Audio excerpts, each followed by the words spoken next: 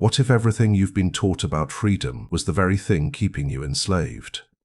What if the spiritual path you've been walking, the one promising liberation, enlightenment, ascension, was actually designed to keep you circling, lifetime after lifetime, in an invisible prison you can't even see? And what if I told you that the architects of this deception have been operating in plain sight for millennia, hidden not by secrecy, but by your own programmed inability to recognize them? There's a reason this knowledge was buried. A reason the texts were burned, the teachers silenced, the seekers hunted. Because once you see the mechanism, once you understand how the trap works, the game begins to unravel. And those who benefit from your blindness, they've spent centuries ensuring you'd never ask the questions I'm about to ask you. So here's the real question. Are you ready to see what's been invisible? Are you prepared to discover that the chains binding your soul aren't made of metal or doctrine, but of light itself? A luminous snare so beautiful, so convincing, that billions of souls mistake their prison for paradise. Stay with me. What you're about to learn will change not just how you see death, but how you navigate every moment of your existence. Because the Archons' greatest deception isn't happening in some distant afterlife. It's happening right now, and you're living inside it. December 1945. The cliffs of Nag Hammadi, Egypt.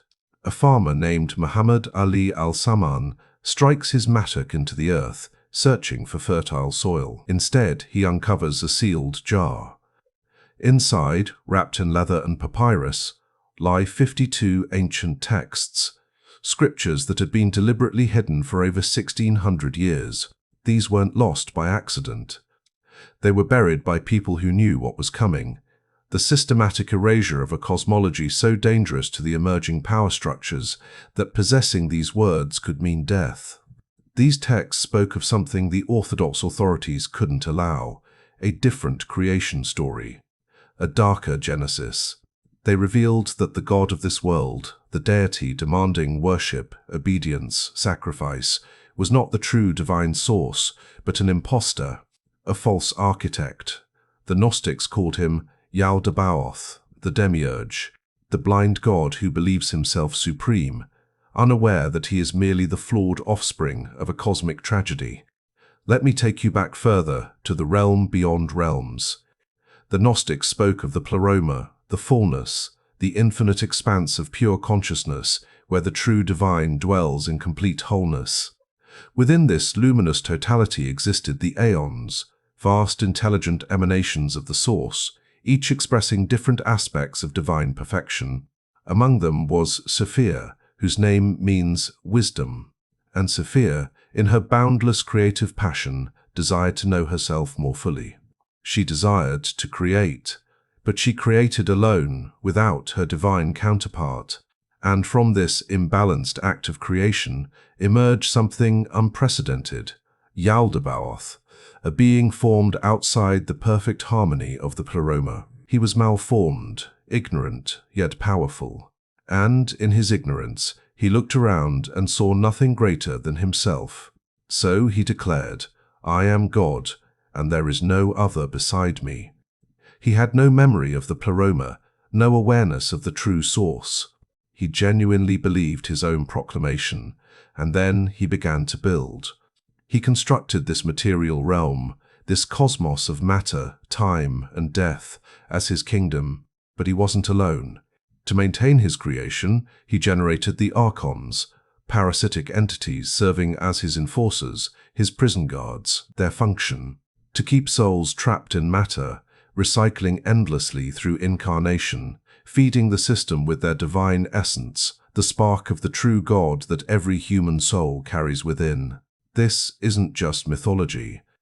The Gospel of Philip, discovered at Nag Hammadi, states it plainly.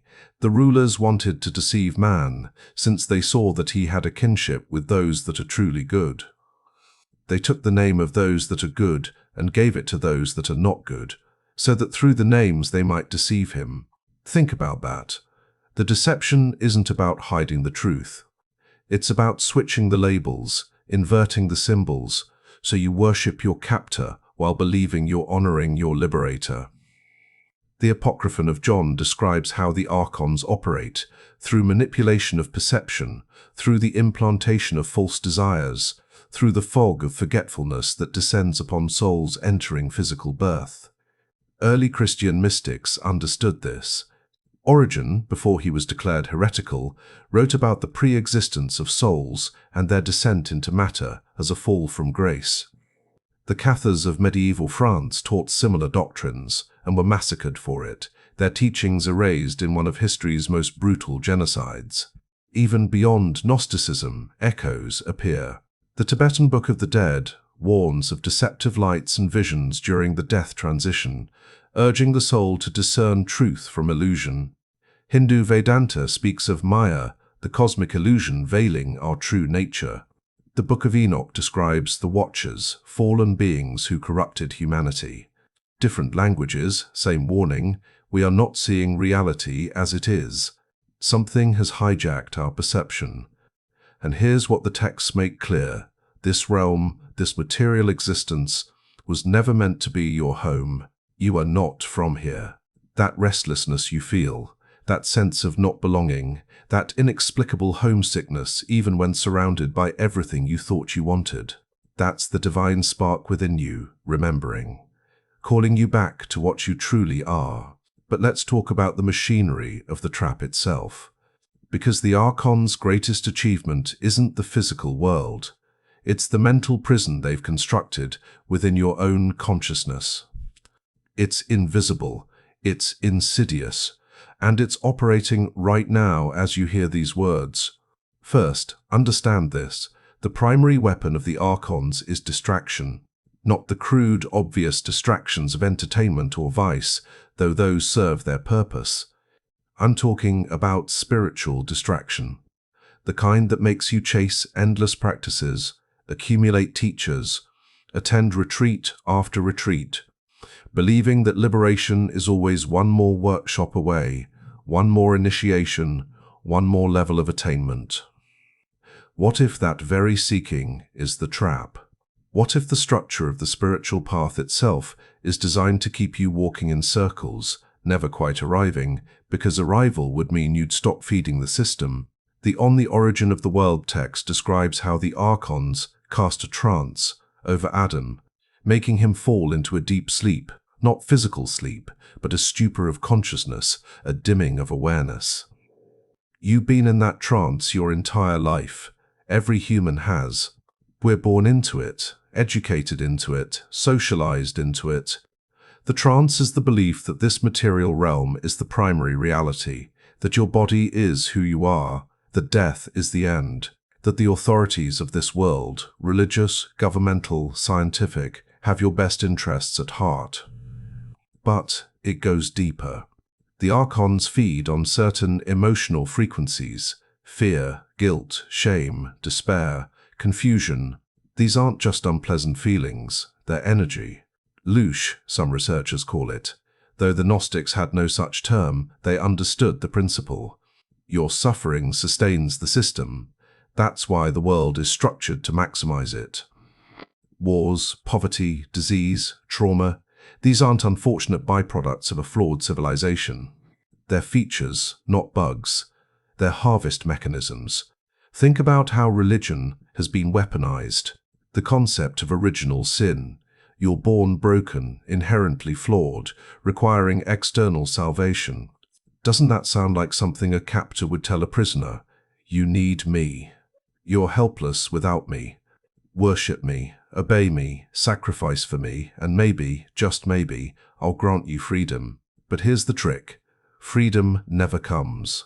Because there's always another rule, another test, another life to live more perfectly. The carrot stays forever out of reach. And death. Death is where the deception reaches its apex. The secret book of John describes the Archon's operation at the moment of death. They will take the soul into a place where there will be darkness, and they will bring it into the darkness of the mouth of the demiurge. You've heard of the tunnel of light, haven't you? That beautiful, peaceful luminescence that near-death experiencers describe, the loving beings beckoning you forward, the overwhelming sense of coming home. What if that's the reset button?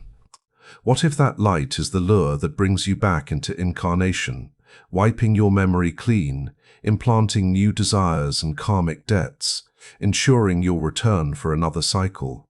The texts warn about false lights.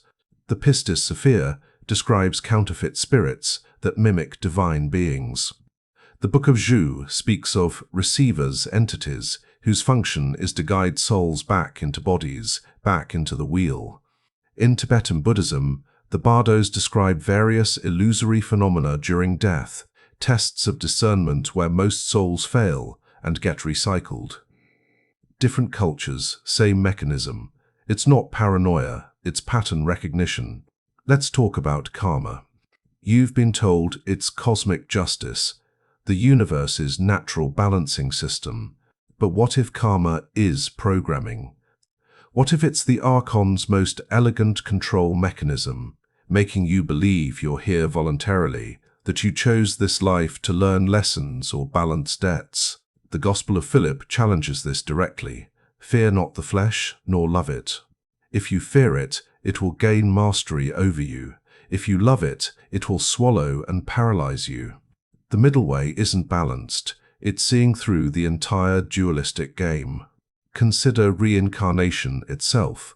Eastern philosophy presents it as an opportunity for growth, evolution toward enlightenment. But the Gnostics saw it differently, as a cosmic prison sentence. Involuntary recycling. You didn't choose to come here. That's the lie the system needs you to believe, to maintain the illusion of consent. In truth, Sophia grieves for the souls trapped in matter, the divine sparks imprisoned in flesh, recycling through suffering they never agreed to endure. And here's where it gets personal. What patterns keep repeating in your life? The same type of toxic relationship, different face. The same financial crisis, different circumstances. The same betrayal, same abandonment, same failure, just reshuffled.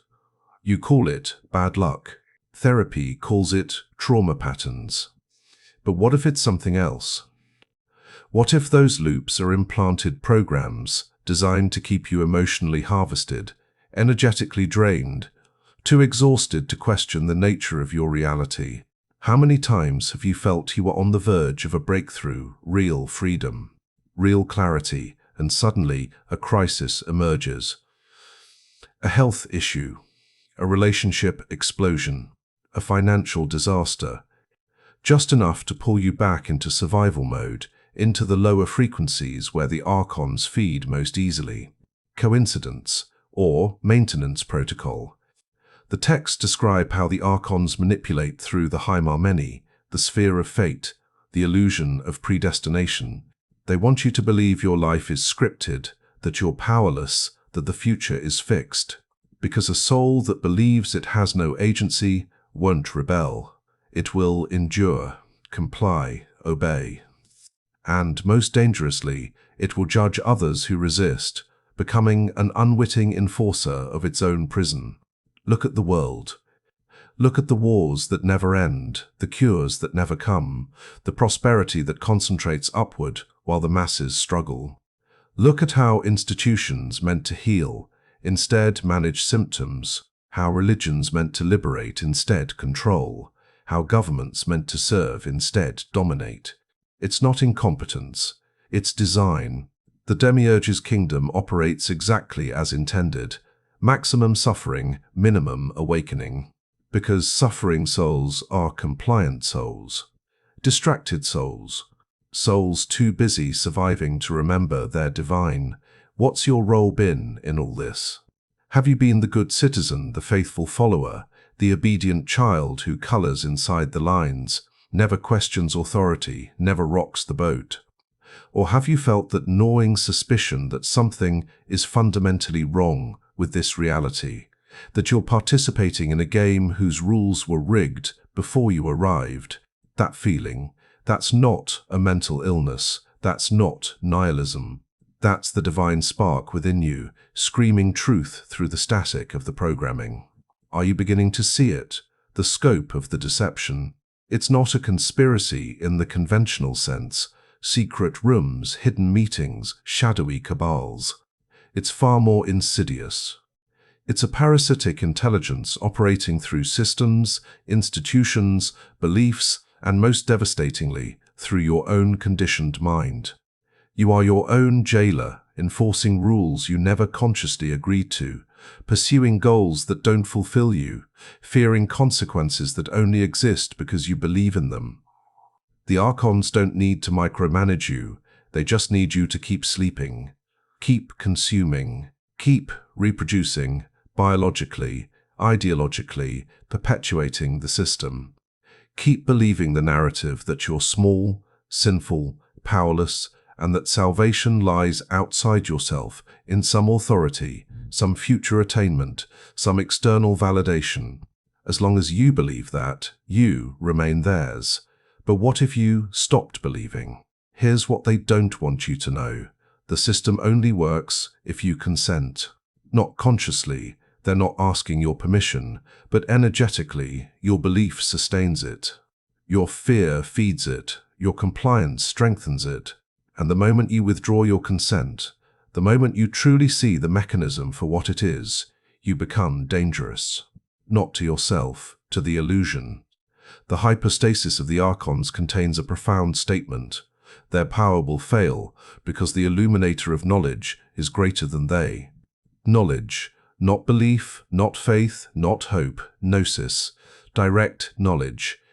The experiential recognition of what you truly are beneath the layers of conditioning, identity, story. You are not a human having a spiritual experience. You are a fragment of the infinite, temporarily localized in matter, and the Archons have spent your entire existence trying to make you forget that. Let's address the false light directly, because this is where most spiritual seekers get captured even as they believe they're ascending. The Archons are master counterfeiters. They can simulate love, peace, bliss, all the feelings associated with genuine spiritual experience. The Pistis Sophia warns that counterfeit spirits will approach the soul at death, claiming to be guides, angels, ascended masters, even deceased loved ones. They will show you visions of paradise, promises of reunion, feelings of overwhelming love. And most souls, overwhelmed by relief that death isn't oblivion, will follow these entities straight back into incarnation. So how do you discern? The texts give us clues. True divine light doesn't pull or seduce. It doesn't need to convince you. It simply is. And it empowers rather than diminishes. False light will always have an agenda. Come with us. You must return. You have more to learn. There are debts to pay. Lessons incomplete.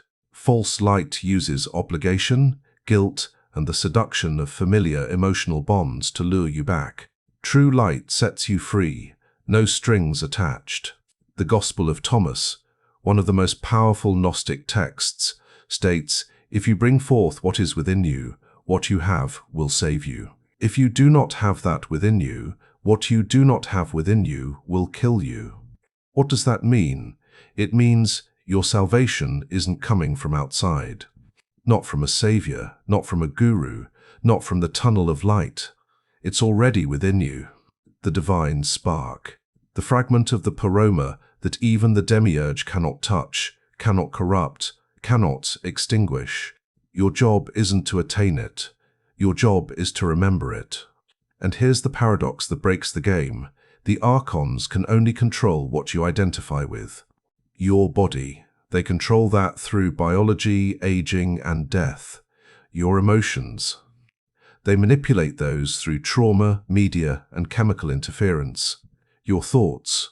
Those are largely not even yours, just downloaded programs running on autopilot. But consciousness itself, the awareness that observes the body, emotions, and thoughts, that is you, the real you, and it's untouchable. This is why meditation, in its truest form, is dangerous to the system. Not the commodified, app-based, stress reduction meditation sold to you by the wellness industry. I'm talking about the practice of disidentification, resting as the witness, the observer, the consciousness prior to thought. When you abide there, even briefly, you step outside the Archon's jurisdiction. You're no longer in the game. You're watching the game. And in that watching, you remember you're not the character. You're the player. And the player can always unplug. The texts speak of the bridal chamber, a Gnostic metaphor for the reunion of the soul with its divine counterpart, the restoration of wholeness. This isn't about romantic partnership in the worldly sense. It's about integrating the fragmented aspects of your consciousness, healing the split between spirit and matter, masculine and feminine, divine and human. When that integration occurs, you become whole, and wholeness cannot be controlled. Think about the divine feminine for a moment. Sophia, wisdom. The Gnostics revered her, understanding that the creative principle, the bridge between formless consciousness and manifest reality, was feminine in essence. Is it any wonder that patriarchal religions spent millennia suppressing, demonizing, and erasing the feminine? Not just women, the entire principle of intuition, receptivity, inner knowing, because the feminine principle is what connects you to the pleroma, to the truth beyond words and doctrines. She's the antidote to the demiurge's rigid, lifeless law. So what does liberation actually look like? It's not escape in the conventional sense. You can't run from what's inside your own consciousness. It's transformation. It's the alchemical process of turning the lead of ignorance into the gold of gnosis.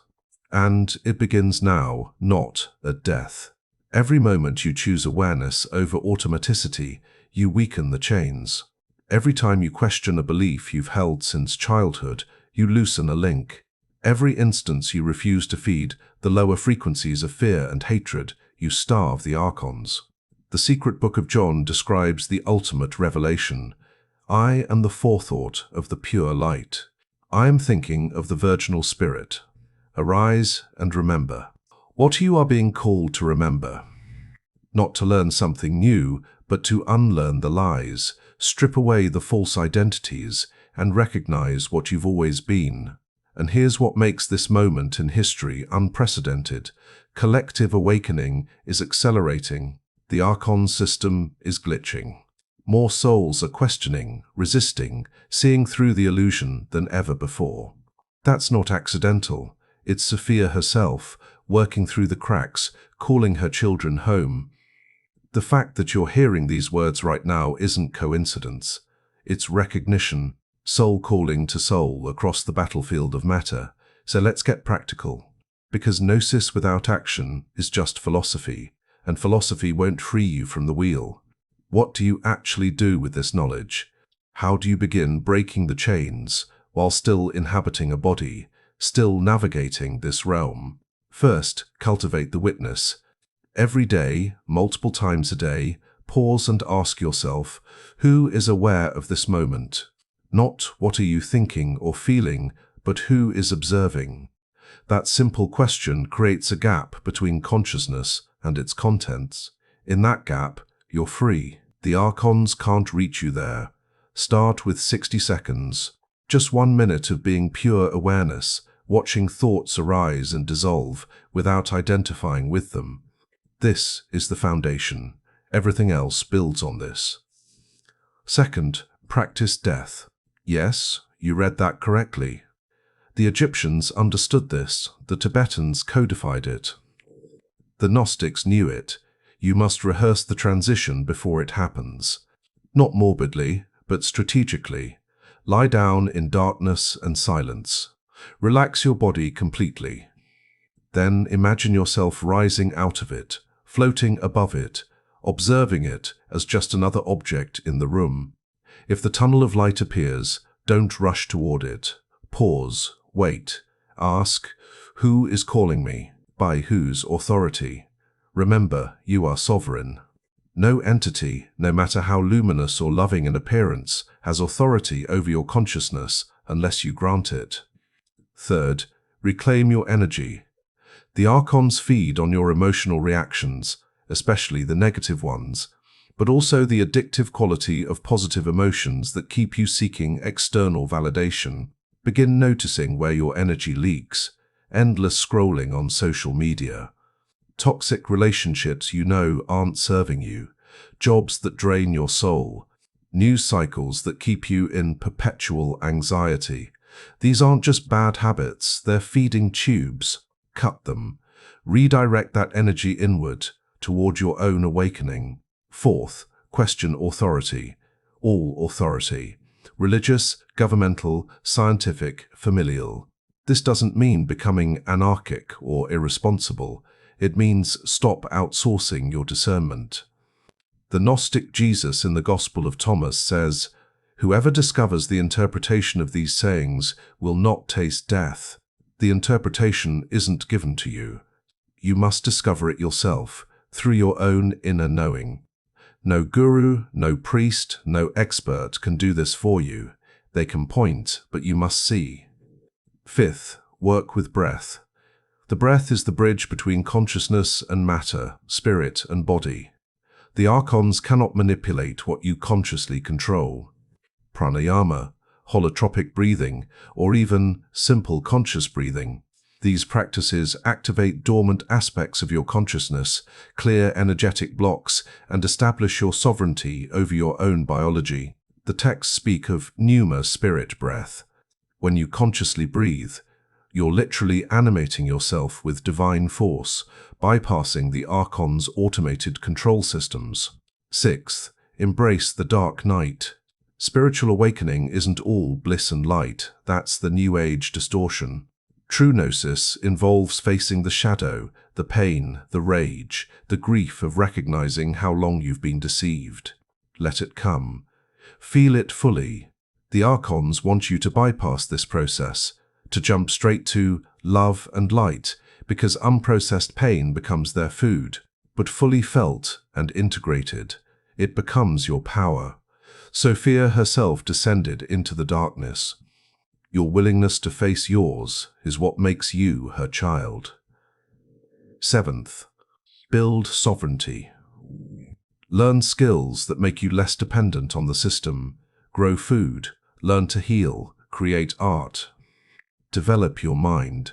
Build genuine relationships based on truth, not social programming. Every step toward self-sufficiency is a step away from the archontic grid. They need you dependent, helpless, convinced you can't survive without their systems. Prove them wrong. Eighth, practice discernment, especially with spiritual teachings. The Archons have infiltrated everything, including and especially the spiritual marketplace. If a teaching makes you feel powerless, dependent, perpetually inadequate, or if it requires intermediaries between you and the divine, it's compromised. True gnosis always empowers, always points you back to your own inner authority, always liberates rather than binds. Ninth, remember the divine feminine within, not as a gender, but as a principle. Intuition, receptivity, creation, the capacity to birth new realities. The demiurge is all force, control, rigidity, law. Sophia is flow, wisdom, creative chaos, love. Balance these within yourself. The sacred marriage isn't out there, it's inside you. 10th, forgive yourself.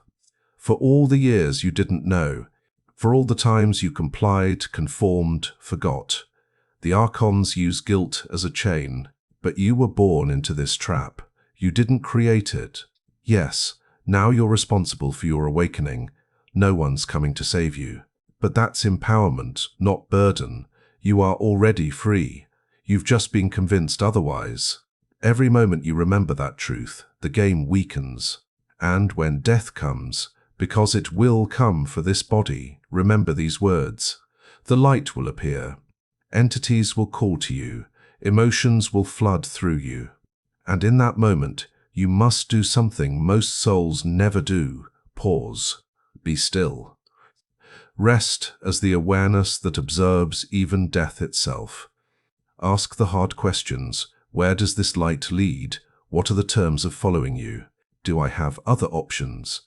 And, most importantly, who am I really beyond this body, this life, these memories? The texts promise that those who truly know themselves, who have gnosis, will not be deceived by the Archons at death. Not because they have special protection, but because they've seen through the illusion while still alive.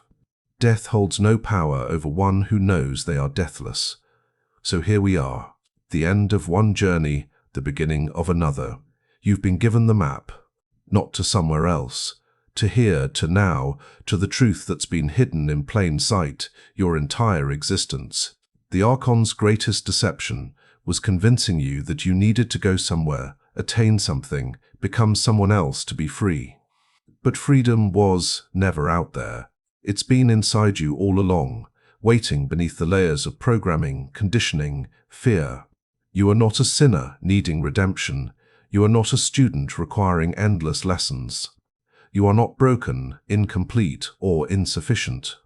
You are a spark of the infinite, temporarily embodied, and the only thing keeping you bound is the belief that you are anything less than that. The moment you remember, truly remember, not just intellectually but in the marrow of your being, the game begins to break. The Archons lose their power, the demiurge's kingdom cracks, and Sophia rejoices as another soul awakens. This isn't easy. Gnosis has a price, loneliness, as you see through illusions others still worship. Responsibility, as you can no longer blame external forces for your inner state. Vigilance, as the system will test you, try to pull you back, make you doubt what you know. But the alternative, remaining asleep, recycling endlessly, feeding entities that consider you livestock, forgetting again and again who you really are. The choice has always been yours. It just took this long for you to realize you had one. Before you go, I want to offer you something. I've created a free ebook called Escaping the Illusion, a Gnostic guide to mastering reality. It goes deeper into the practices, the texts, the techniques for navigating this realm, and the transition beyond it. You'll find the link in the description below. Download it, study it, share it with others who are ready to see. And please leave a comment. Tell me what resonated with you, what challenged you, what are you going to do differently now? This community, we're building something here. A network of awakened souls, remembering together, supporting each other through the collective dark night. You're not alone in this. None of us are. If this video shifted something in you, hit that like button. Subscribe for more content that refuses to lie to you, that honors your intelligence and your sovereignty. Click the notification bell, because this kind of content gets suppressed. The algorithms don't want you thinking these thoughts. But here's the final secret. The Archons can only suppress what you allow them to suppress. Share this video, spread the gnosis. Every soul that awakens weakens the entire system. You're not just saving yourself. You're participating in the liberation of all consciousness trapped in matter. Remember this. You are the divine spark. You are the light in the darkness. You are what the Archons fear most, a soul who has remembered what it truly is. And now that you remember, everything changes. The prison doesn't disappear instantly, but you see the bars, you see the guards, you see the door. And a soul who sees can never be truly imprisoned again. The game is breaking. The illusion is cracking. And you, right now, hearing these words, you're part of the awakening that will eventually shatter this entire false reality. Not through violence or force, but through the simple, radical act of remembering the truth. Welcome home, divine spark. Welcome to the real rebellion. The war for your soul is over. You've already won. You just needed to remember that you could never lose.